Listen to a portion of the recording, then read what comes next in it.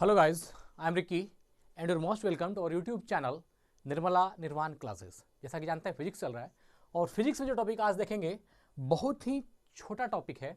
देखिए, दिष्ट धारा की तुलना में प्रत्यावर्ती धारा के दोष, मतलब जो डायरेक्ट करंट है ना, इसकी तुलना में, इसके कंपैरिजन में जो अल्टरनेटिंग करंट है उसमें क्या क्या दोष है, इसको आज हम लोग समझेंगे। देखिए, इसके बाद एक वीडियो मैं और बनाऊंगा जिसमें दिष्ट धारा और प्रत्यावर्ती धारा में अंतर, यह इस बात को लेकर के एक वीडियो और पोस्ट होगी। दोनों में क्या क्या अंतर है, क्या क्या डिफरेंस है, इसको हम लोग देखेंगे। लेकिन आज की जो वीडियो है ये छोटा सा टॉपिक है कि दिष्ट धारा की तुलना में प्रत्यावर्ती धारा के क्या क्या दोष हैं, है ना, क्या क्या उसमें बुझिए कि एसी करंट में डीसी की तुलना में क्या क्या दिक्कत है, क्या क्या दोष है, उसको आज हम लोग देखेंगे। तो दिष्ट धारा जो होती है इसका काम मुख्य रूप से जितना भी मैग्नेट वाला चीज होगा उसमें मैक्सिमम दिष्ट धारा का उपयोग किया जाता है, डायरेक्ट करंट का। उसमें एसी करंट का इस्तेमाल नहीं किया जाता है।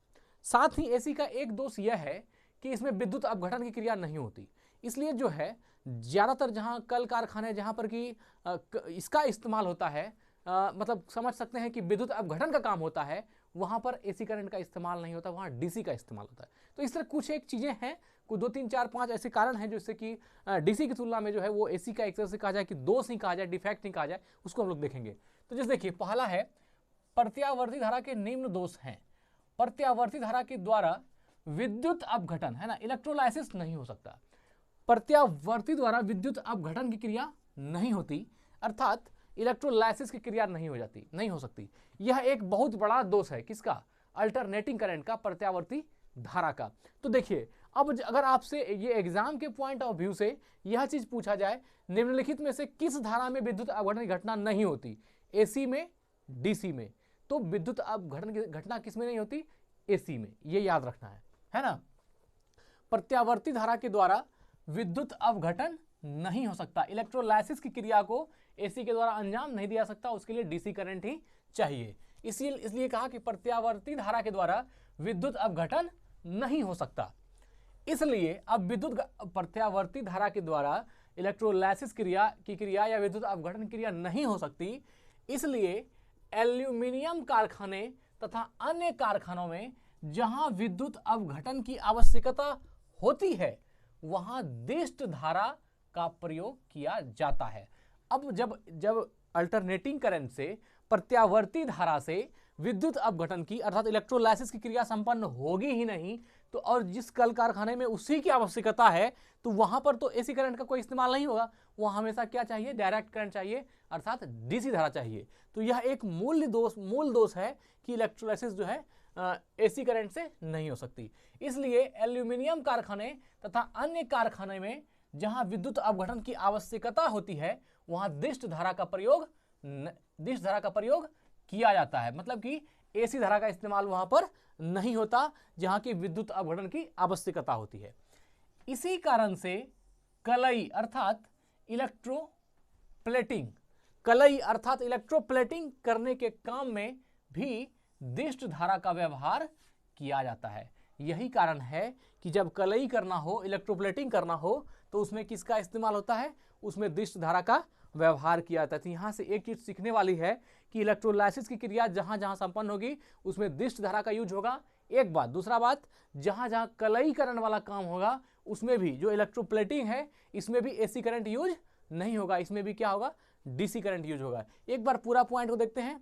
प्रत्यावर्ती धारा के द्वारा विद्युत अपघटन नहीं हो सकता, इसलिए एल्यूमिनियम कारखाने तथा अन्य कारखाने में जहां विद्युत अपघटन की आवश्यकता होती है वहां दिष्ट धारा का प्रयोग किया जाता है। इसी कारण से कलईकरण के काम में भी दिष्ट धारा का व्यवहार किया जाता है। इसका मतलब है यह जो इलेक्ट्रोप्लेटिंग है या कलई करना है, इसमें कहीं ना कहीं विद्युत अपघटन की क्रिया होती होगी और इसी वजह से जो है उसमें एसी करंट का इस्तेमाल नहीं होता, उसमें डीसी करंट का इस्तेमाल होता है। चलिए, ये बात तो हो गया। इसमें मूल चीज यही था कि एसी करंट में विद्युत अपघटन क्रिया नहीं होगी, सीधा बात कर दिया, प्रत्यावर्ती धारा के द्वारा विद्युत अपघटन नहीं हो सकता और उसी पर आधारित ये बातें थी। दूसरा पॉइंट है, प्रत्यावर्ती धारा को दिष्ट धारा के समान संचायक सेल में संचित नहीं किया जा सकता। अब जो संचायक सेल है, संचायक सेल में दिष्ट धारा को संचित किया जा सकता, लेकिन अल्टरनेटिंग धारा अर्थात प्रत्यावर्ती धारा को संचित नहीं किया जा सकता। क्या बोला? प्रत्यावर्ती को अर्थात प्रत्यावर्ती धारा को, एसी करंट को, है ना, एसी को दिष्ट धारा के समान, जिस तरह की दिष्ट धारा को संचायक सेल, है ना, एक्यूमुलेटर सेल में संचित नहीं किया जा सकता।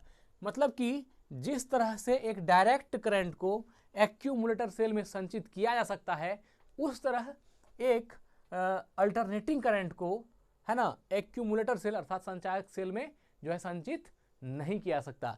दोनों में अंतर है।